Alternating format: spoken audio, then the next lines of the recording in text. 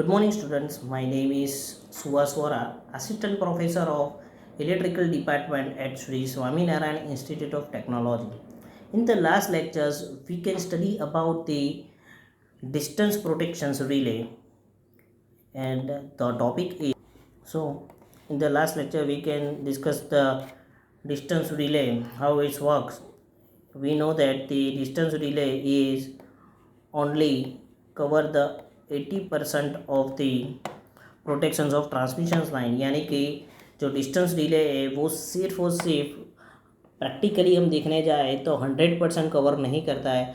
सिर्फ सिस्टम की यानी कि ट्रांसमिशन लाइन की 80% प्रोटेक्शंस दे सकता है, यानी कि 80% तक डिस्टेंस कर सकता है। Then after we can see that the applications of the distance protection relay, यानी कि distance protection relay is widely spread and employed for the protections of high speed AC transmission line. Then it will provide the fast protections as compared to the overcurrent relay. Then after it has the permanent setting without the need of the readjustment. Then after the direct protections relay has lead effect and the amount of the generations and their fault current magnitude permit the high line loading. Another one is the applications of the distance protections relay is also applicable for the primary protections as well as the backup protections. उसके बाद हमने देखा था the reason for inaccuracy of the distance relay, क्योंकि जैसे कि मैंने अभी बताया कि कोई भी रिले यानी कि डिस्टेंस रिले एक्जैक्टली 100% प्रोटेक्शंस नहीं दे सकता because of the presence of the DC offset in the fault current waves occur over the ridge, यानी कि जो डीसी वेव्स है उसमें ऑफसेट वैल्यू की वजह से यानी कि कट ऑफ हो जाता है, उसकी वजह से उस कंडीशन अंडर रिच कंसिडरेशंस करती है। Then after the transient response of the capacity voltage transform यानी कि CVT also cause the reach of the distance relay. So this one is the another inaccuracies of the now the presence of arc resistance, जैसे ही मैंने last lectures में बताया था कि arc resistance उसमें क्या होता है कि आर्क रजिस्टेंस ज़्यादा होने की वजह से जो ZL यानी कि लाइन इम्पीडेंस कैलकुलेट करते हैं, तो लाइन इम्पीडेंस कैलकुलेट करता है कि fault impedance and the resistance.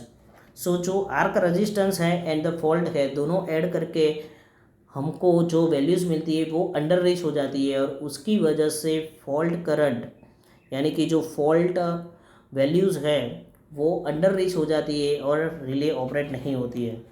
Then after the error in the ratio of instrument transformer, यानी कि जो हम जिसकी वजह से हम ये कर सकते हैं पॉसिबिलिटी है, यानी कि CT और PT यूज़ करके हम जो वैल्यूज़ मेज़र करते हैं उसमें अगर कोई एरर है तो उसकी वजह से भी डिस्टेंस रिले प्रॉपरली वर्क नहीं कर सकता है। Then after we can see that के 3 स्टेप टाइम प्रोटेक्शन सिस्टम कि अगर एक ट्रांसमिशन लाइन को मुझे पूरी तरह से 100% प्रोटेक्शंस देना है तो हम 3 स्टेप टाइम प्रोटेक्शन यूज़ करेंगे, जिसमें हम पूरी लाइन को 3 जोन में डिवाइड करते हैं। In the Z1 zone we can consider the 80% protections line. Z2 zone जहाँ पे हम 100% protections of the Z1 line यानी कि Z1 का जितना है वो तो कवर करते हैं, उसके अलावा 20% ऑफ द शॉर्टेड एडजस्टमेंट यानी कि जो ए पोर्सन रह जाता है 20% वो ऑफ यानी कि 100% line of the previous sections and the plus 50% of the transformer of the impedance यानी कि यहाँ का 50% है। एंड जोन 3 यानी कि 100% for the line in the Z1, 100% of the adjustment longest and then after the 20% more यानी कि 120% of the impedance. Yes this one अगर ये जो पूरा सिस्टम है जहाँ पे जनरेशन्स है देन B एंड C के बीच में अगर फॉल्ट मैं कंसिडर करता हूँ तो कैलकुलेशंस किस तरह से होगा। So here the first step is to consider that only the 0.8 to 0.9 of the main transmission line, यानी कि ये जो 20% है, अगर वहाँ पे कोई फॉल्ट होता है तो वो आइडेंटिफाई नहीं कर सकता।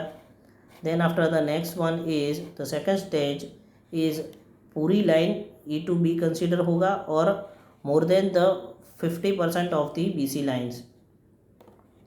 And the next one is पूरे 3 स्टेशन यानी कि ए टू सी पूरा कवर हो जाता है, यानी कि हम ये कह सकते हैं कि फर्स्ट स्टेप 80 to 90% कवर करता है। In the second stage 100% of the first step and then after the 50% of adjusting line.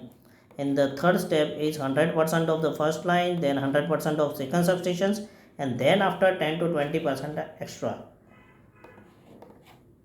Now the trip contract configurations. तो ट्रिप कॉन्ट्रैक्ट कॉन्फ़िगरेशंस यानी कि जो फॉल्ट है कि Z1 में है, जोन 1 में है, जोन 2 में है या जोन 3 में है, उसके बारे में है। अगर यहाँ पे आप देख सकते हैं कि Z1 कंसिडर फॉर दी, अगर ये जो पूरी सिस्टम थी ये power stations, then for this one is A,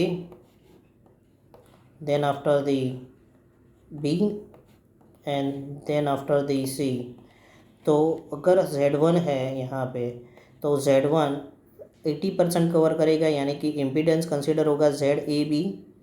then Z2 के लिए पूरा AB यानी कि ZAB plus 50% of BC and after Z3 is ZAB plus ZBC and then after the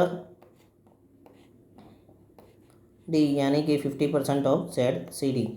so this one are the main impedance systems. अगर Z1 में fault होता है यानी कि उसके ड्यूरेशन में 80% से कम में फॉल्ट होता है, यहाँ पे फॉल्ट होता है, तो फॉल्ट डिटेक्टर डिटेक्ट करेगा। जनरली वो ओपन होता है, फॉल्ट डिटेक्टर ओपन होगा और Z1 नॉर्मली ट्रिप हो जाएगा, यानी कि नॉर्मली ओपन होता है, क्लोज हो जाएगा और ट्रिप कॉइल में होगा। अगर 80% से ज़्यादा यहाँ पे फॉल्ट होता है तो Z2 विल बी, ये जो T1 है यानी कि जो टाइम ड्यूरेशंस है वो इंडिकेट करेगा और Z2 will be close and the fault detector यहाँ से होके यहाँ से जाएगा and trip the coil circuit breaker. And अगर Z3, अगर ये दोनों प्राइमरी सिस्टम है, अगर ये दोनों फेल हो जाती है तो next one is the Z3 system, जिसको हम बोलते हैं backup protection. So these are the trip contact configurations. Yes, अब जो हमने आगे देखा था उसमें सिर्फ एक साइड यानी कि सिंगल साइड सोर्स थे और यहाँ पे आप देख सकते हैं कि डबल साइडेड सोर्स है, यानी कि double feed transmission line system. उसमें दोनों को 3 स्टेप किस तरह से कंसिडर होते हैं कि यहाँ पे अगर इस सोर्स में कंसिडर करूँ तो F और E, यानी कि यहाँ पे Z1 Z3 50% effect, then after the here the 50% and this one is the 20%, then after यहाँ पे 60%। और ये सोर्स में यहाँ तक फॉल्ट कंसिडर होगा कि यहाँ का 20%, देन आफ्टर यहाँ का 60%, this one the 20 and 50 17 and यहाँ का 50%। So these are the protection system for the both the ended source side. यहाँ पे इक्वेशंस भी मैंने दिया हुआ है। So these are the learn in the last lectures. Now today's lectures is the fundamental and the working of the distance protection relay. अभी तक हमने किस तरह से मो रिले वर्क करता है, रिलेक्टेंस रिले यानी कि इम्पीडेंस रिले वर्क करता है और रिएक्टेंस रिले वर्क करता है, वो देखा है। पर एक्चुअल फील्ड में किस तरह से वर्क होता है वो इस टॉपिक में हम देखेंगे। जैसे कि we know that the transmission line are classified in the length, and the length is the source to line impedance ratio यानी कि SIR and the nominal voltage। यानी कि 2 टाइप में क्लासिफिकेशंस होता है। सोर्स टू लाइन यानी कि जहाँ से जनरेशन होता है वहाँ से लेके लाइन इम्पीडेंस रेशियो यानी कि जितनी भी लाइन हम कंसिडर करते हैं, जितनी भी बड़ी लाइन है उस पर, और दूसरा है normal voltage. Now the another one is the length considerations. अगर शॉर्ट लाइन है तो SIR की वैल्यू 4 से ज़्यादा होनी चाहिए अगर मीडियम ट्रांसमिशन लाइन है तो 0.5 से ज़्यादा और 4 से ज़्यादा होना चाहिए। सॉरी, यहाँ पे शॉर्ट ट्रांसमिशन लाइन में 4 से कम होना चाहिए। In the long transmission line the values is less than the 0.5 values, यानी कि ये तीनों चीज़ बाइफरकेशंस की हुई है। तो किस तरह से ये वर्क करता है? So what is the distance protection relay work? Yes, you can see here generally यहाँ पे हम ऐसे ग्राफ रिप्रेजेंट करते थे और RX डायग्राम हम ड्रॉ करते थे। सो यहाँ पे आप देख सकते हैं कि यहाँ का अगर इंटरनल फॉल्ट है तो किस तरह से, जैसे कि I इंटू इम्पीडेंस, जो करंट फ्लो हो रहा है वो, और इम्पीडेंस वैल्यूज चेक करेंगे। उसके बाद वोल्टेज फाइंड करेंगे I इंटू द फॉल्ट का इम्पीडेंस।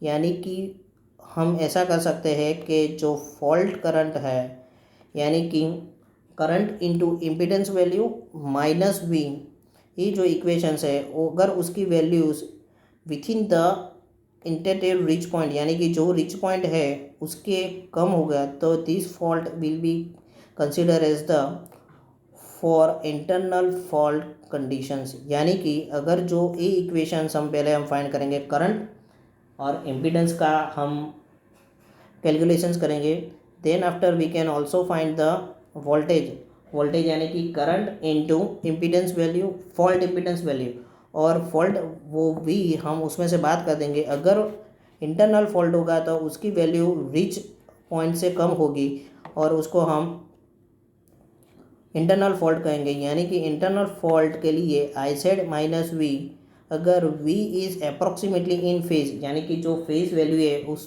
पे होगी तो हम मोर रिले यूज़ करेंगे। अगर द रिले ऑपरेट होगी, अगर I Z माइनस V, यानी कि ये I Z की वैल्यू ज़्यादा है, so approximately in phase, so the reactance relay use करेंगे। So this are the protection systems. The next one is, अगर एक्सटर्नल फॉल्ट है तो वही हमने आगे जो कैलकुलेशंस किया था उसकी वैल्यू रिच वैल्यू से, इंडीड रिच वैल्यू से ज़्यादा होगी, आप यहाँ पे देख सकते हैं, तो इसको हम एक्सटर्नल फॉल्ट कहेंगे और वही मोर रिले और रिएक्टेंस रिले हम यूज़ करेंगे। नाउ किस तरह से डिस्टेंस एलिमेंट और वर्क होता है, तो आप यहाँ पे देख सकते हैं कि हमने जैसे ही देखा कि जो डिस्टेंस रिले है वो 80% कवर करता है। आप यहाँ पे देख सकते हैं कि यहाँ पे एक सबस्टेशन है, अगर मैं पॉइंट दे देता हूँ A और यहाँ पे B देता हूँ, तो यहाँ से लेके यहाँ तक आप 80% कवर करेंगे। यहाँ पे कि जो 80% दिया हुआ है वो, अगर और मेन एक्चुअल 100% होगी यहाँ तक, यानी कि ये जो सिस्टम है ऊपर इतना गैप रह जाता है। अगर फॉल्ट यहाँ पे होगा एंडेड पॉइंट में तो किस तरह से मेजर होगा? So you can see here the distance schemes have the two different parts, communications between the relay and the no communications between the relay. Generally pilot aided scheme होती है, यानी कि पायलट एडेड स्कीम यानी कि जो हम wires connect करते हैं दो रिले के बीच में वो, और वो communicate between the two relays होता है। Otherwise the no pilot aided scheme यानी कि स्टेप डिस्टेंस, यहाँ पे हम पायलट वायर या भी कोई भी कम्युनिकेशंस नहीं होता है। तो किस तरह से वर्क करता है ये? सो हमने आगे ही देखा कि जोन 1, तो प्रीवियस लेक्चर्स में हमने देखा था कि जोन 1 में trip with the no interactions of the time delay under the reach to avoid the unnecessary operations of fault and beyond the remote terminal and the typical reach setting of the 80 to 90% of load impedance value. Then after we can consider for the zone 2 the step 2, protect the remainder of line. अगर यहाँ पे fault detect नहीं हो रहा है तो reminder lines में होगा। Then after the over reach into the adjust the line, minimum reach setting is 120% of the ZL यानी कि line impedance, and the typically time delay is 50 to 30 second, यानी कि उसमें 15 से 30 सेकंड तक का डिले टाइम देता है। अगर फॉल्ट डिटेक्ट होने की वजह से अगर जोन 1 का रिले ऑपरेट नहीं हो रहा है तो zone 2 will be operated. And the zone 3 is the remote backup for the relay, यानी कि station failure at the remote terminal the which beyond the Z2 loaded incremented of the consideration. So these are the basic information for the how to zone work.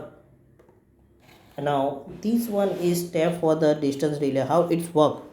यहाँ पे आप देख सकते हैं कि यहाँ पे दो स्टेशन हमने लिए हैं, यानी कि bus station 1 and station A and station B, and both are connected.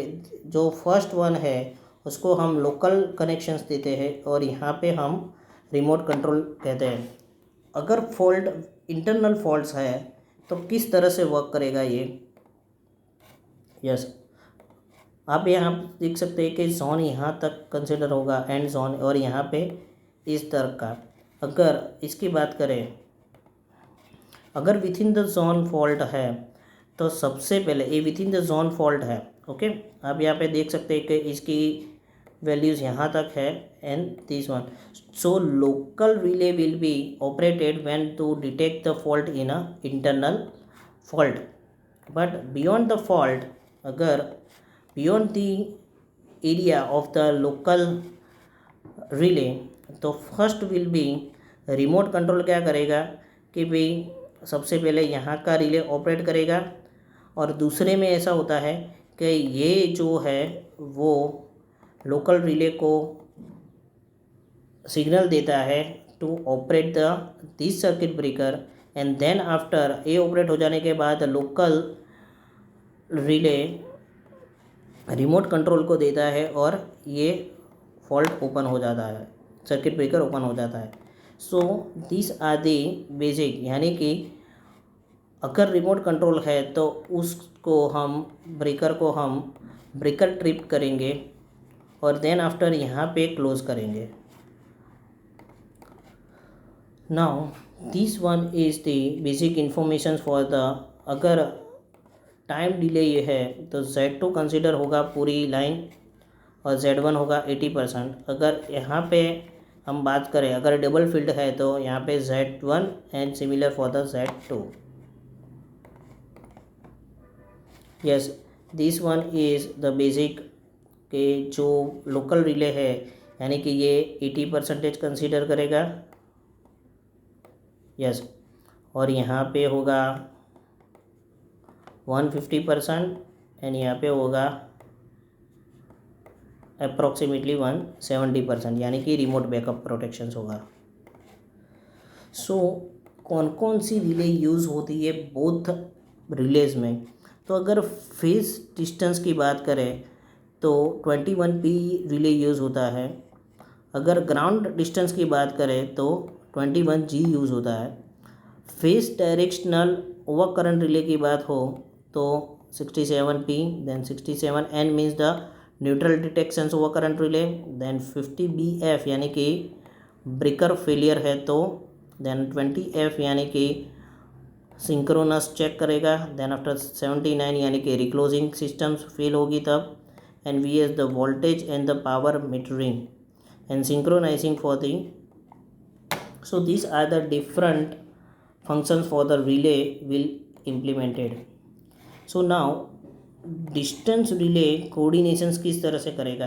अब इस पे क्या होगा, अगर यहाँ पे फॉल्ट होगा तो जो लोकल रिले का जो डिस्टेंस है Z2 के लिए, यानी कि 20% of the previous line and plus the 50% of the next line. So जो ए है और यहाँ पे आगे का जो रिले है वो रिले, तो यहाँ पे ओवरलैप सिस्टम हो जाती है, तो ओवरलैप की वजह से जो रिमोट रिले है वो भी ओपन हो जाता है। Now need for the pilot aided scheme, यहाँ पे पायलट एडेड स्कीम में कुछ नया नहीं है। लोकल रिले और रिमोट रिले के बीच में एक कम्युनिकेशंस चैनल होती है। जैसे कि मैं सिंपल एग्जांपल दूँ कि हमारे घर पे हम जो इंटरनेट यूज़ करते हैं, अगर मैं वाईफाई यूज़ करता हूँ तो विदाउट द पायलट वायर, और मैं ब्रॉडबैंड यूज़ करता हूँ, जैसे कि ब्रॉडबैंड में से वायर लेके हम पीसी में कनेक्ट करते हैं, तो उसको पायलट नीडेड एडेड सिस्टम कहते हैं, जिसमें एक वायर दो रिले के बीच कनेक्टेड होता है। So this one is the basic functions. अगर pilot aided distance relay scheme है तो अलग अलग प्रोटेक्शंस होता है, अलग अलग तरीके से वर्क होता है। देन DUTD यानी कि directional under which transfer trip. Then after the PUTD permissible under which transfer trip. Then after the POTT यानी कि permissive over which trip. Then hybrid, then the hybrid permissive over which transfer trip। then after the DCB यानी कि directional comparisons block scheme। and the DCUB यानी कि directional comparisons unblocking scheme। ये अलग अलग scheme है कि किस तरह से जो डिस्टेंस रिले है वो कौन कौन से पे ट्रिप होती है। तो यहाँ पे मैंने 2 एग्जांपल्स दिए हुए हैं। तो first one is the POTT scheme यानी कि permissible over rich transfer trip. यहाँ पे ऐसा होता है ओवर रिच कंडीशंस में, यानी कि अगर फॉल्ट यहाँ पे कंसीडर होगा तो किस तरह से, यानी कि with in the transmission line में है बट जो लोकल रिले है उसके ड्यूरेशंस के बाहर है, तो किस तरह से ये ऑपरेट होगा। तो यहाँ पे इस तरह से होता है कि जब फॉल्ट यहाँ पे होता है तो सबसे पहले जो रिमोट रिले है वो फॉल्ट सेंस करता है and transmit the signal for the local relay receiver. यहाँ से सिग्नल भेजेगा और लोकल रिले में जाएगा और वो सबसे पहले ट्रिप करेगा ये रिले। उसके बाद ये रिले ट्रिप हो जाने के बाद वो अगेन रिमोट रिले को फॉरवर्ड करेगा and then after open this circuit breaker. So this are the POTT schemes. Yes, आप यहाँ पे देख सकते हैं अगर डबल लाइन है तो किस तरह से होगा। अगर फॉल्ट यहाँ पे है तो यहाँ पे सिग्नल ट्रेस होगा इस ये दोनों के लिए, ये रिमोट रिले है और ये दोनों के लिए लोकल रिले है।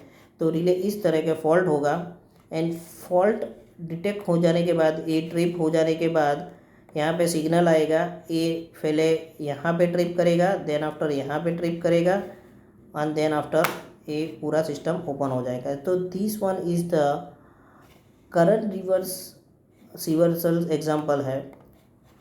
Now the another example is the directional comparisons blocking systems.